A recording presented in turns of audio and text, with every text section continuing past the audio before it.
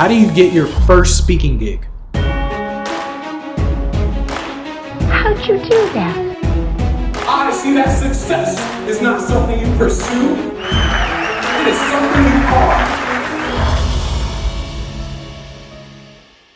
You're a pariah. Not literally. Nobody wants to hire you. I mean, you're starting out your speaking business. Nobody wants to hire you because you don't have video footage, you don't have a great website, you don't have testimonials, you're basically not proven. So to meeting planners, you're a pariah. They don't want to touch you. So how do you get that first gig? Well, first you got to understand, you got to think from their standing point, because from their standing point, it's an event and it's something that can't be repeated. So even if you give them their money back because you were horrible on stage, the event is ruined if you mess it up. So it's almost like a wedding photographer who forgets to take pictures, maybe has his lens on the whole time or something, and he just ruins the moment. It's not something that they can get back, even if they get their money back. So the same goes for an event. So a meeting planner, anyone who's hiring a speaker, they want to make sure that you're proven. But in order to get the videos and all that other stuff to show that you're proven, it's kind of like you have to get hired, but how do you go about doing it? Here's what I would do if I literally had absolutely nothing. I would first start getting testimonials from people I know. Friends, family. I would focus on getting testimonials because at least you have something.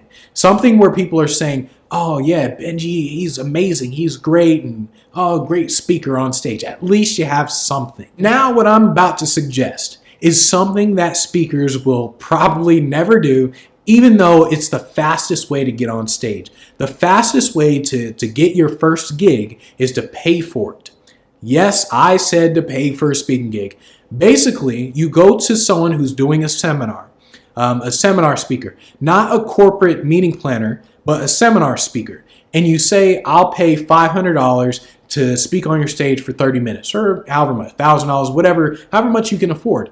And you say, I'm going to speak about sales or whatever you talk about. More often than not, a seminar speaker, a platform speaker, they will agree to letting you speak on their stage. And the reason for this is because a platform speaker is more interested in dollars per head, and they're more interested in how much money they make from that event. That's why they do a lot of pitch fests, and even though people hate pitch fests, they still do it anyways because they're interested in how much money they make from that event. So they just see you as another way to make more money. And when you go to them and say, I'm going to give you money, I'm going to sponsor your event, give you money, as long as you let me speak on your stage for 30 minutes, they'll let you do it. Once that happens and you're on stage, now you can record, you can get pictures, and now you have stuff to brand yourself with as a speaker. The reason you can't do this with a corporate world and with keynote speeches is because they don't care about your money. They care about the experience. They care about you actually being a good speaker. So they're like, I don't care if you pay me 10 grand. It's not worth me getting fired over. So they're focused on the experience. So you don't go to a corporate meeting planner. You go to a seminar person, someone who's starting their seminar business, or just someone who has a good amount in a crowd, and you say, hey, I'll sponsor the event, but you got to let me speak on stage for 30, 45 minutes. So you're much more likely to get on stage. Don't worry about, oh, I'm paying someone else. Oh, it's not right to pay people to speak. Don't worry about that. You need to focus on getting video footage of you speaking on stage, so later on when you contact people, they're much more likely to hire you because they see you in action. Another way to get your first speaking gig is to be very industry specific. So if you know a lot about insurance, you want to fill out RFPs, requests for proposals, in the insurance world and try to speak at one of these events. These events are always free. They very rarely pay speakers, or if they do, they pay like $200 or something like that. You even have to register for the event, pay for the event, stuff like that. But still, you need to think in terms of I need to get this first gig in order to get other gigs. I need to get this first gig to get videos so I can get other gigs. That's your state of mind. So look for RFPs. And to get your first gig, you also want to speak at smaller events. A corporate meeting planner won't hire a newbie speaker for an event of 500 people, 500 executives. They're not going to hire a newbie speaker. So you need to speak at smaller events, something like a local meetup or something like a Toastmasters even, and record it. If you have kids, then speak at their high school classroom or in the auditorium or whatever you ask a principal to do. But you have to focus on smaller events, smaller local events to get your first gig. You want to make sure that you search for a specific event. That way you can actually find an event, search for a specific event, and then you just email them. And when you email them, don't talk about how your presentation is the most amazing thing in the world. You want to talk about how it's different. So you're going to say something like, I'm going to talk about how to sell, but it's a really funny presentation about sales, so everyone's going to be dying laughing. So talk about how it's different when you email them. And here's the thing, most speakers, they struggle getting gigs, not because they don't know this. They don't know about, getting my first gig, I could pay someone, or getting my first gig, I could speak at a local meetup. That's not new.